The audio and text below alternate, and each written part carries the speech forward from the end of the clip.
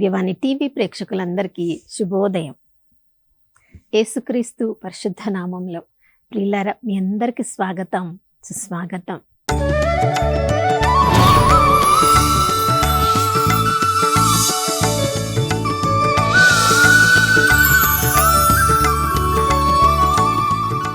గడిచిన దినమంతా కంటికి రెప్పలా కాచుకున్న ఆ దేవాతి దేవునికి పూర్ణ హృదయంతో, పూర్ణ ఆత్మతో, పూర్ణ శక్తితో వందనాలు తెలియచేద్దాం. దేవుని ప్రేమ తరిగిపోలేదు, ఆయన కరుణ సమసిపోలేదు. ప్రియులారా, ఈ నూతన ఉదయంలో కూడా తన నూతన ప్రేమను, కరుణను, కటాక్షాన్ని మనందరిపై కుమ్మరించి ఉన్నారు. ఆ నమ్మదగిన దేవుడు, విశ్వసనీయుడు, మన పరిస్థితి ఈరోజేంటో, మన భవిష్యత్తు అంతా ఎరిగిన దేవుడు కాబట్టి మనకు కావలసిన ప్రతి అనుగ్రహాన్ని ఆ ప్రభు మనపై కుమ్మరించారు అనే విశ్వాసంలో ఈరోజంతా కూడా మనము కూడా దేవుని పట్ల విశ్వసనీయంగా జీవించుదాం. ప్రియులారా, కొన్ని వ్యసనాలను మనం గమనించినప్పుడు అది అందరు గుర్తించగలరు. చూడండి, ఇప్పుడు తాగుబోతులు ఉన్నారనుకోండి, తిరుగుబోతులు ఉన్నారనుకోండి, వాళ్ళందరూ చేసే, వాళ్ళకున్న వ్యసనాలు, చేసే ఆ చెడు క్రియలు బయట అందరూ కూడా వాళ్ళు కనుగొనగలరు. వాళ్ళు ఎంతవరకు దానిలో జీవిస్తున్నారు, అది వాళ్ళు వదిలిపెట్టిన తర్వాత దేవుని కృప ద్వారా దాని నుంచి బయటపడిన తర్వాత వాళ్ళు ఇతరులది గమనించగలరు. కానీ కొన్ని వ్యసనాలు ఉంటాయి, అవి ఆ సమయంలో మనలోంచి బయటికి వచ్చినప్పుడే ఆ వ్యసనంతో మనం బాధపడుతున్నాము, ఆ మంచిది కానీ భావోద్రేకంతో మనం బాధపడుతున్నాము అని మనకు తెలుస్తుంది. చూడండి, అలాంటి వాటిలో మనస్సుకు సంబంధించింది చాలా భయంకరమైనది కోపం. మనము అకస్మాత్తుగా ప్రదర్శిస్తూ ఉంటాం.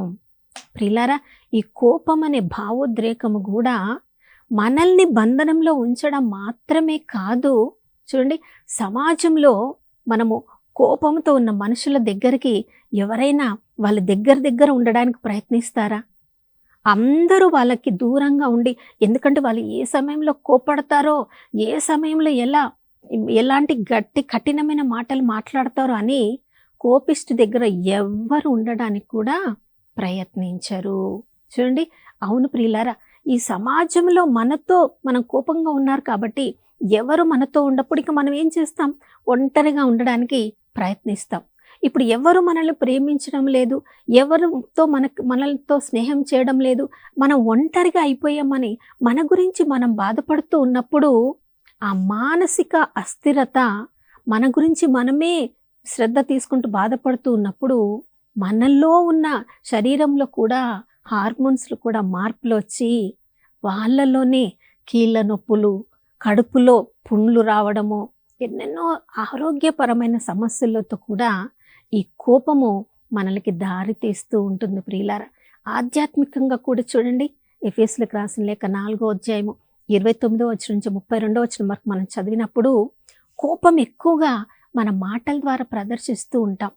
అందుకని అక్కడ ఏం చెప్తున్నారు? మీరు మాట్లాడుతూ ఉన్నప్పుడు మన మాటలు మృదువుగా మనం మాట్లాడాలంట. ఒకరితో ఒకరు మన మంచి అవగాహన కలిగి ఉండి మాట్లాడాలి. ఎప్పుడైతే మన సంభాషణలలో దుర్భాషలు వచ్చి అలాంటి సంభాషణలో మనం మాట్లాడుతూ ఉన్నప్పుడు మనలో ఉన్న పరిశుద్ధాత్మను మనము విచారమున ముంచుతూ ఉన్నాము.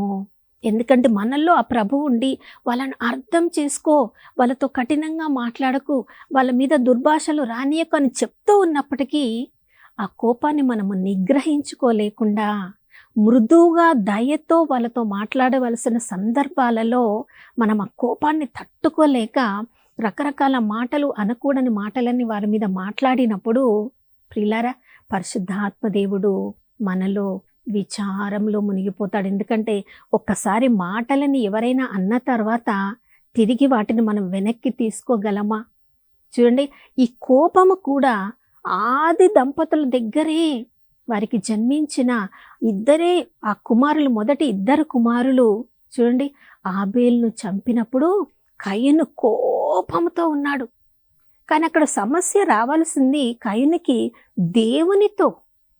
దేవుడు తన కానుకను స్వీకరించలేదని, ఆబేలు కానుకను స్వీకరించాడని దేవుని మీద కోపపడాలి కదా. దేవుని మీద కోపపడలేక మంచి కానుకని ఇచ్చిన, బలిని అర్పించిన ఆబేలు మీద కోపడి అతన్ని వధించాడు. కానీ మనం వాక్యంలో చదువుతున్నాం, ఈ రోజు వరకు కూడా ఆబేలు రక్తం మొరపెడుతూ ఉంది. మనము ఎవరెవరి పట్ల కోపంగా మన యొక్క కోపాన్ని, క్రోధాన్ని ప్రకటిస్తూ ఉన్నామో వారందరి కన్నీరు ఆ దేవుని దగ్గర, మనము వారి దగ్గర క్షమాపణ పొందే వరకు, మనము వాళ్ళని క్షమించడము, వాళ్ళ దగ్గర మనం క్షమాపణ పొందే వరకు కూడా వాళ్ళ కన్నీరు, వాళ్ళ మనసుకు కలిగిన గాయం దేవుని దగ్గర మొరపెడుతూ ఉంటుంది. ప్రియులారా, మనం అనుకుంటాం కోపపడ్డము అది చాలా చిన్నదే, కోపం ఎవరి మీద మనము ఎవరినైనా కోపంగా ఏదన్నా అనడము అదేమంత పెద్ద సమస్య కాదు అని మనం అనుకుంటాం. గలతీయులకు రాసిన లేఖ 5వ అధ్యాయం 19వ వచనం నుంచి శరీరానుసారమైన కార్యములను అనే పట్టిక ఒకటి ఉంది ప్రియులారా. ఆ పట్టికను మనం చూసినప్పుడు అందులో అన్ని రకాల పాపములన్నీ కూడా అన్నీ కూడా సమానమే అన్నట్లుగా, శరీరానుసార క్రియలన్నీ కూడా సమానం, ఒకటి పెద్దది ఒకటి తక్కువ కాదు. అక్కడ చూడండి, అపవిత్రత, జారత్వము, వ్యభిచారము, విగ్రహారాధన, ఈ పట్టికలో క్రోధము, ద్వేషము, అసూయ, విందులు, వినోదములు ఇవి కూడా ఉన్నాయి. మనం అనుకుంటాం కోపమే కదా, ఒకసారి నేను కోపంతో వాళ్ళని అన్నాను, అదంత పెద్దది కాదు. కానీ అది జారత్వము, దాని పక్కనే విగ్రహారాధన పెద్దది అనుకుంటాం. ఇవన్నీ కూడా ఒకే పట్టికలో ఉన్నాయి. విందులు, వినోదములు, మన సంతోషం కొరకు మనము విందులు, వినోదములు చేసుకుంటున్నామని మనం అనుకుంటున్నాం. కానీ ఆ విందులు, వినోదములలో ఎన్నెన్ని అనకూడని మాటలు మనం మాట్లాడుతున్నామో, ఈ లోక ఆశల్లో, కోరికల్లో ఎంతగా మనం మునిగిపోతున్నామో. ప్రియులారా, కోపము మనల్ని దేవుని నుంచి ఎంత దూరం చేస్తుందో చూడండి. ఈ ఉదయకాలంలో ఏ పరిస్థితిలో ఎవరి మీద నీవు కోపంగా ఉన్నావు? ఈ లోకంలో అందరూ ఏదో ఒక పరిస్థితులలో ఒకరి మీద ఒకరము కోపము తప్పకుండా మనకి అదొక భావోద్రేకం కలుగుతుంది. కానీ ఆ కోపము క్రోధంగా మారకుండా చూసుకోవాలి, ద్వేషంగా మారకుండా చూసుకోవాలి, పగలాగా మారకుండా చూసుకోవాలి. ఇవన్నీ కోపము, ఎఫెసీయులకు రాసిన లేఖ 4:26 వచనంలో చదువుతున్నాం. ఆ రోజు కోపం వచ్చినప్పుడు, ఆ రోజు సూర్యుడు అస్తమించక మునుపే మన కోపం తగ్గిపోవాలి. మనం వాళ్ళతో మనము కలిసిపోవాలి. ఆ రోజు రాత్రి వాళ్ళతో మనం కోపంగానే పడుకుంటే ఆ రాత్రంతా సైతాను మన ఆలోచనలతో యుద్ధం చేసి అది క్రోధంలాగా, ఇంకా ఎక్కువ కాలం అయితే పగలాగా, ద్వేషంలాగా మార్చివేస్తూ ఉంటుంది. సంసోను న్యాయాధిపతిగా ఎంత గొప్ప పిలుపుతో తల్లి గర్భంలో ఉన్నప్పుడే పిలువబడిన వాడు.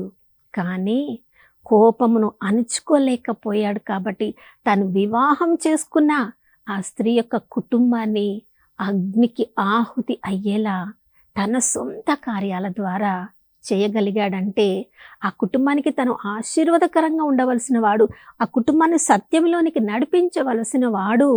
చూడండి, ఆ కుటుంబాన్ని బలైపోయేలా చేసి ఎంతమంది దృష్టిలో ఒక న్యాయాధిపతిగా గొప్పగా ఉండవలసిన వాడు ఎంతమంది చేత అతడు శాపనార్థాలు పెట్టించుకున్నాడేమో.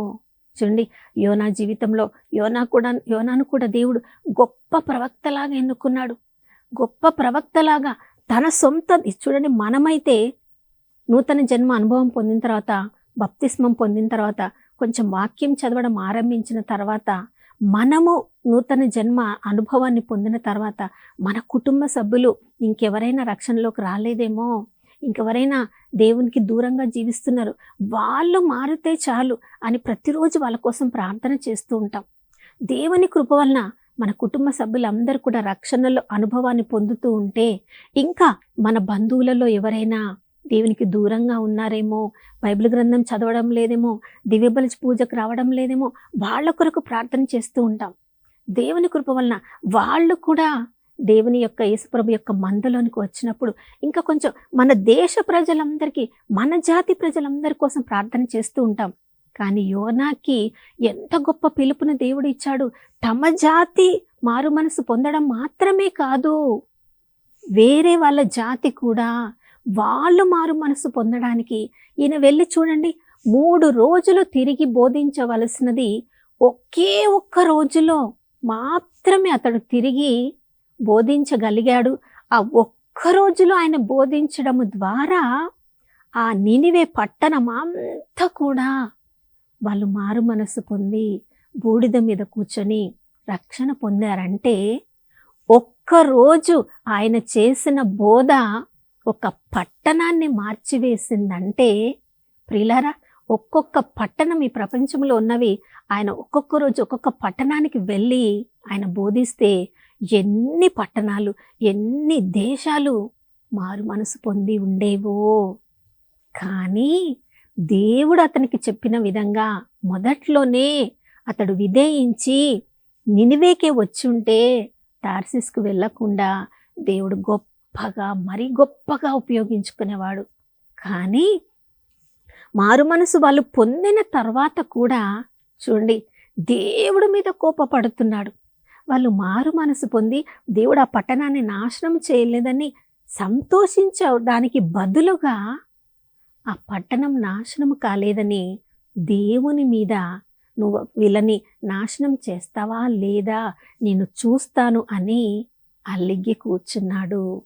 ప్రియులారా, మన కోపము దేవుడు బోధించే సత్యము నుంచి, దేవుని ప్రేమ నుంచి మనల్ని ఎంత దూరం తీసుకొని వెళ్తుందో చూడండి. మనందరి జీవితంలో కూడా చూడండి, ఒకవైపు దేవుని పరిస్థితి, అయ్యో నినివే పట్టణ ప్రజలందరూ అభం శుభం తెలియని వాళ్ళు చాలామంది అక్కడున్నారు, వాళ్ళని ఎలా నాశనం చేయాలి అని నినివేకు యోనా ప్రవక్తను పంపి వాళ్ళు మారు మనసు పొందిన తర్వాత దేవుడు ఎంత సంతోషించి ఉంటాడు. కానీ ఇప్పుడు యోనా ప్రవక్తను దేవుడు బుజ్జగించాల్సి వచ్చింది. ప్రియులారా, దేవుని పరిస్థితి అయ్యో అనిపిస్తుంది.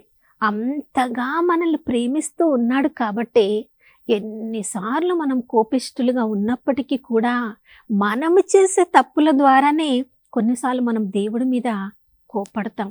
ఆయన ప్రేమ గల దేవుడు కాబట్టి, మన పరిస్థితి అంత ఆయన అర్థం చేసుకోగలడు కాబట్టి అవకాశం మీద అవకాశం, రోజు తర్వాత రోజుని మన జీవితాన్ని పొడిగించి మన యొక్క భావోద్రేకాలను మనం అర్థం చేసుకుంటాము. మనము ఒకరితో ఒకరు మృదువుగా మాట్లాడతాము, కఠినంగా మాట్లాడము, ఎవరి మీద కోపంగా ఉండము. ఆ రోజు వస్తుందని దేవుడు ఆశగా మన జీవితాన్ని రోజు రోజు పొడిగిస్తూ ఉన్నారు.